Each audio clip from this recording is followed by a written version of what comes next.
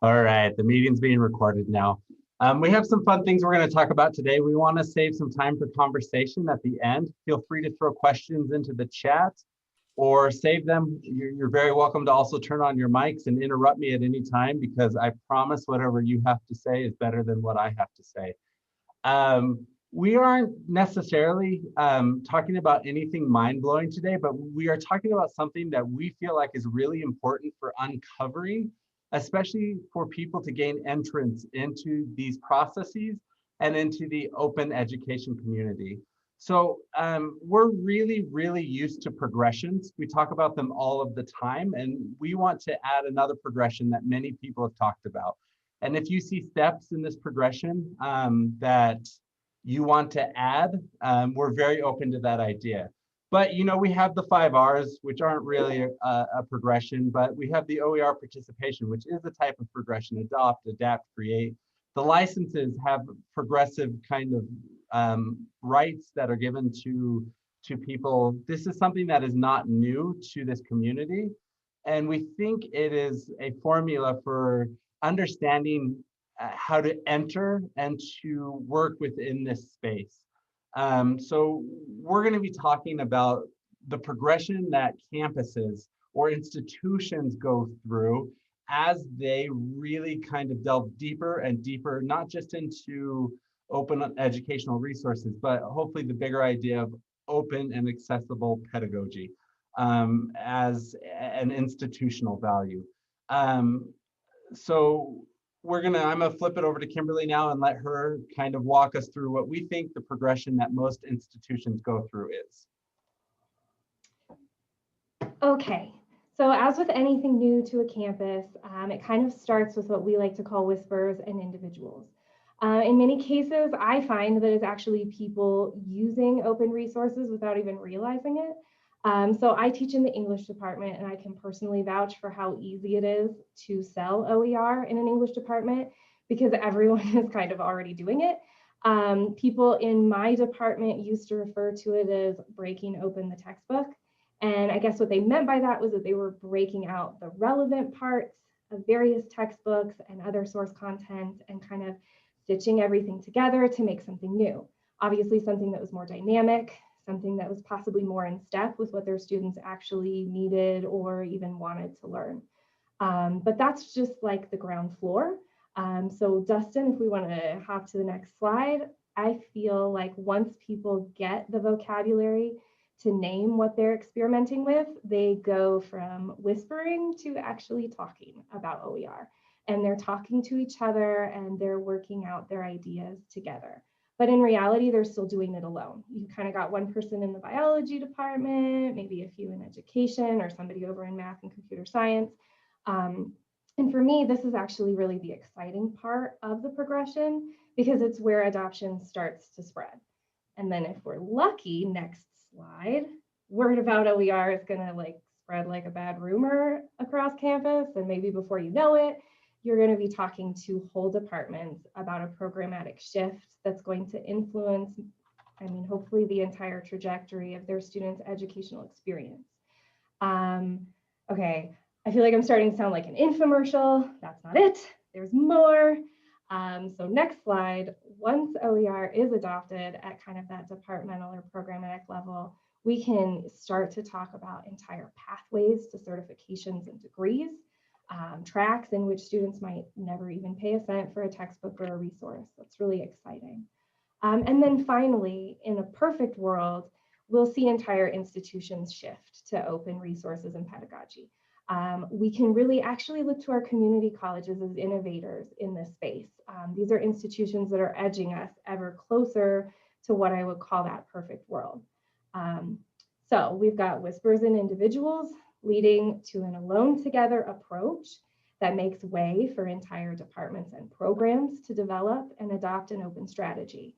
And I think from there, it's like hardly a radical shift to see pathways open up and maybe even entire institutions and systems move toward open practices. And next we're going, oh, go ahead, Dustin. Oh, I was just going to say, and at that point, you can even talk about things bigger than institutions and systems. We have the word systems because you could be talking about states, you could be talking about countries, and we see these things happening all over the world in different ways, but we really feel like kind of naming the progression opens the door for people to realize that everyone is at a different point, and that is okay. And it's a great thing to see where you've come from and to see to where you can go.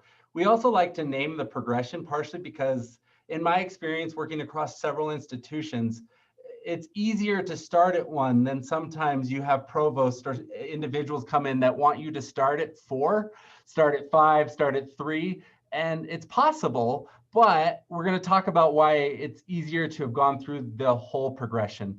If you all see a different kind of level that doesn't fit into any of these, go ahead and throw in what you would add as 1.5 or 2.5 or 3.3, but we kind of feel like we've left them broad enough as far as the progression I did to go to fit most things in. We also like what Deb says. She wrote, I agree that community colleges are leading the way in this space overall. Absolutely. Always want to recognize who have built these foundations for us, and community colleges have done so much of that work. But when we look at the progression and we think about our own experiences, now that we've named the progression, Kimberly and I have both done this in several different institutions, worked on the topic of open across different universities. And we've kind of, when we think of moving through the progression, there was 3 things that really kind of slapped us in the face, I guess you would say, as far as, hey, if you're the person who really wants to move your institutions through these progressions of where you should put your focus. And the first one we call is building clout. And what I think of when I say building clout is really you doing your work. So from our library's perspective, we're the ones who want to drive OER. Kimberly and I work in the library, and we also run the online education department. We have to build our clout by doing our work, by setting up systems to help faculty adopt easily, to do the work to write grants, to get funding for faculty to do this work, to really kind of have the conversations and build clout across the university so that people will come to us. So once again, you can do this at any point in that progression of how institutions work. But if you're individually interested in really pushing a program forward, I really believe the beginning to this is you doing your part and building clout through services, grant writing, whatever you want that to be. So as Dustin mentioned, we both work in the library and the online ed department. And I think from our vantage points, it's really pretty easy to pinpoint ideal programs and ideal departments to move toward open practices.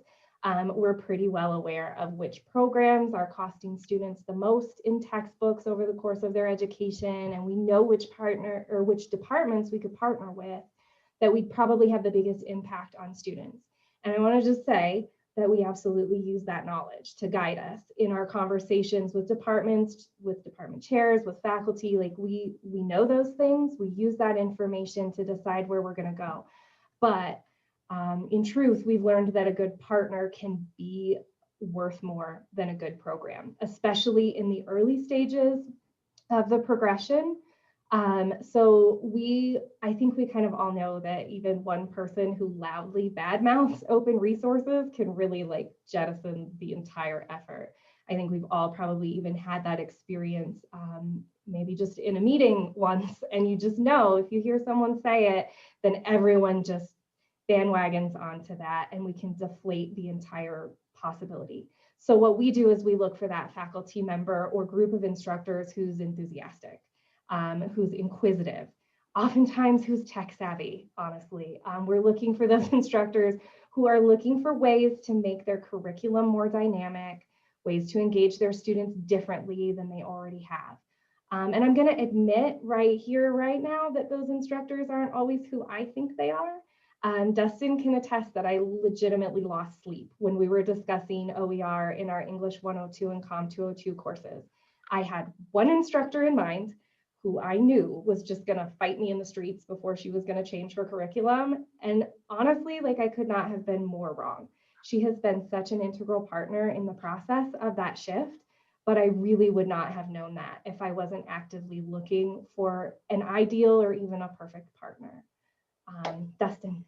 Yeah, and I just want to reiterate, I will take the perfect partner over the perfect situation or set of circumstances any day of my life, because I know the circumstances are going to change. I know the future is unreadable to some extent, and I'd rather focus my kind of attention into people who are going to be flexible and be able to move forward with me regardless of what comes. So I disagree so much with Kimberly. Perfect partner, is important for when you're really getting started, if you have that opportunity, which I know we don't always have.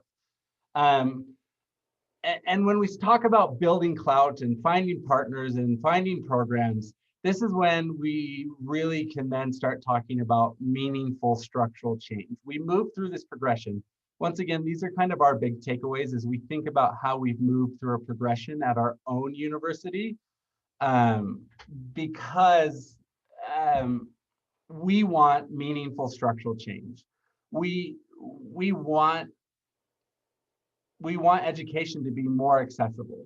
And we think that this is one pathway in order to make that happen. But without doing the first couple of steps, without going through the progression, it's really hard to just jump directly to meaningful structural change. So as far as what we're looking to do, we take our perfect partners and we hope that they multiply, and we build up to the point where something's going to change about policy, something's going to change about, hopefully, about faculty default settings and what they consider when they're working towards their curriculum, to the point where there is that meaningful structural change. We talk about this a lot, partially too, though, because we don't want people to feel like, hey, their little program isn't good enough, because most of my programs that I've ever worked in are just little programs that help a few people. I think about recycling a lot when I think about OER. There's a lot wrong with higher education, and there's a lot wrong with education in general. And open education and open educational resources can't fix all of those things. We need to work for better legislation, for appropriate funding, for appropriate access, for all of these things. But open educational resources, to some extent, is like recycling. It's something that anyone can do in order to make their little part of the world better. Because truthfully, recycling in your own home is a really great thing for each of us to do individually, but it's not going to save the world, since most solid waste doesn't come from homes. It comes from corporations, it comes from mining, it comes from a whole bunch of other places. But we can individually make choices with open education and open educational resources to make some people's lives better, while we also continue to work towards large structural change in higher education. So truthfully, I'm going to go back a couple slides and just kind of point out that this is the progression that Kimberly and I are really focused on for gaining entrance and helping people gain entrance into this open world. At this point, that's most of what we wanted to say, and we'd really love to hear your thoughts on the progressions that you've seen in your universities and in your experiences. And you're very welcome to throw stuff in the chat, or you can also turn on your microphone. I know people keep telling us not to put on our microphones, but we don't mind. Maeve has shared progression phase 3 and the meaningful structural change face hindrances in college departments, workload, definitions, and criteria for promotion and tenure. Structural change needs that big policy evolution too. Buy-in, grassroots, absolutely. With anything in education, especially, you need the grassroots efforts to drive the innovation, but then you need the policy to come that makes the structural changes, that makes those things possible. And especially with faculty workloads and librarian workloads, one of the things I like to discuss a lot is all the hidden labor that we all do on a daily basis, and how we have to uncover that before we can actually even begin to talk about structural changes, because we're not even actually realistic about the system within we are working. So Maeve, thank you so much for pointing that out. And when Dustin, points out the hidden labor, I think that really goes back to our point of building clout. And if your, if faculty understands that your goal is not to tell them to do OER, right? But that you want to partner with them in this process and that you want to support them in their efforts, that's very different than telling them this is something that they should do. And it's important that we, as TJ mentioned, it's important that we walk the walk, which Dustin does indeed do, although I did not have the opportunity to go to high school with him. But this is a picture of Kimberly and I when we were babies. That tasty turkey on the left there, that's Kimberly. What else? What else, when you think about these progressions, have you all seen in your experiences?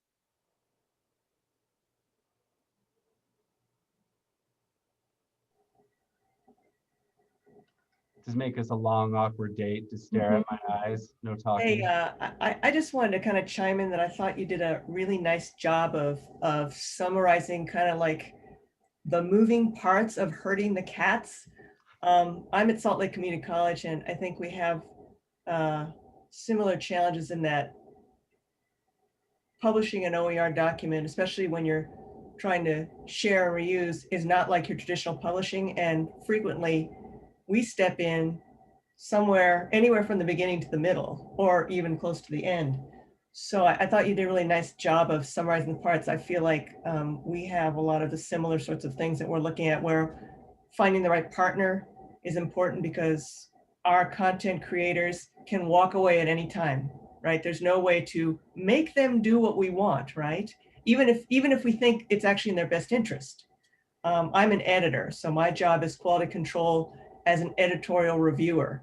And, it's different from your traditional publishing, which is basically, I can put a stop on the project if I feel it doesn't meet my standards, right?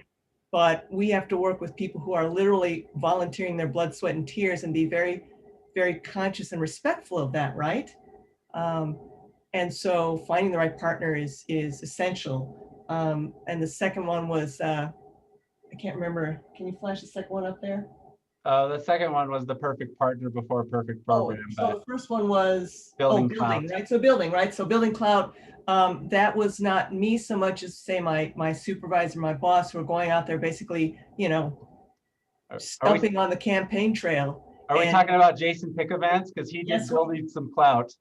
Yes, we are. However, he's now moving to the provost office, so he's not stumping as much as for OER specifically as possible. Yeah, Jason was instrumental in getting buy-in and ownership, right? I mean, again, you have to think of this like, I worked in public health, and you have to think this like community health, which is unless the community takes ownership of the initiative, it's going to die as soon as like people who are kind of the initiators step out, right? So you try to get a community health project started, but once that person steps out, or those kind of initial smaller organization steps out, unless the community has bought into it, it's just going to die on the vine, right? And then at the end comes a structural change. I feel we're very fortunate at SLIC where we have a lot of administrative acceptance and buy-in. So I see from my little vantage point, fairly limited vantage point, structural changes happening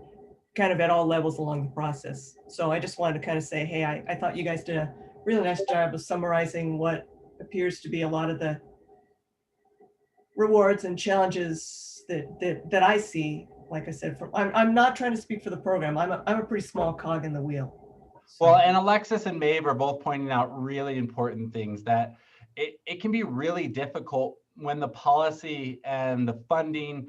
Kimberly and I are strong believers. We don't believe in unfunded mandates. We work really, really hard to get grants and to do things to kind of push these things along. But you're right, like when the governor gives some sort of unfunded mandate about, you know, the next Z challenge or something along those lines, like it just kind of makes you want to scoff a little bit. Like, you know, prove that this is a priority through policy and funding.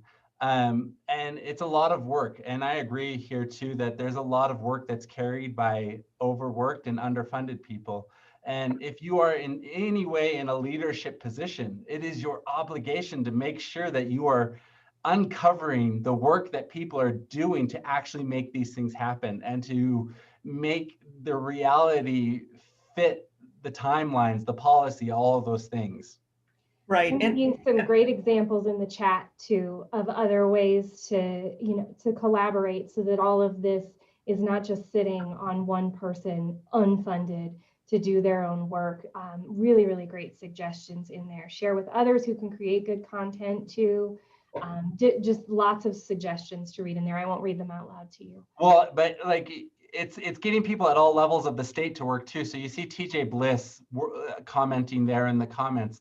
And he's in the Department of Education in the state of Idaho. Those are the type of people that as we get them more and more to join our coalitions, the policy will catch up with the practices and with the reality of what it takes to create education. One of the things I love about open is so often in education, higher education, K through 12 education, we careen from one intervention to another without ever doing anything long enough to say it actually works. Open's been around long enough now that we have substantial research and clout to back the things that we are trying to do. And it's not just an intervention that need go by the wayside when the next pretty thing shows up, the next shiny thing. I'm a raccoon who would get his head stuck in the garbage, so I think about that a lot. But this is an intervention that anyone can do that isn't just shiny and new. It is founded on a great community, on reason, and on an incredible amount of work. Seeing some other really interesting stuff in the comments. One of the questions is, how do we get people to not create their OER in their LMS and getting them to do that outside of their LMS? This is such an interesting question for us. At the university Dustin and I work in, we're still trying to get people to use an LMS, so we have different problems. But certainly this is, you know, this has been a big conversation I've heard a lot about in a number of different sessions. Are these things valuable? Can they be peer reviewed when they're sitting inside of your LMS? These are really good questions to be asking. And Anita, it looks like you might have something to say. oh, I was going to say the big challenge we found in LMS is that an LMS is a private presentation.